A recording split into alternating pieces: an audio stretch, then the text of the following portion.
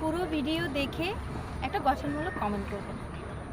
আপনারা কারো ভিডিও যদি সামনে আসে পুরো ভিডিওটা দেখবেন, দেখার পর ৩-৪ লাইনের একটা গঠনমূলক সুন্দর একটা কমেন্ট করবেন, যেন কমেন্টটা দেখে তাদের পছন্দ হয়।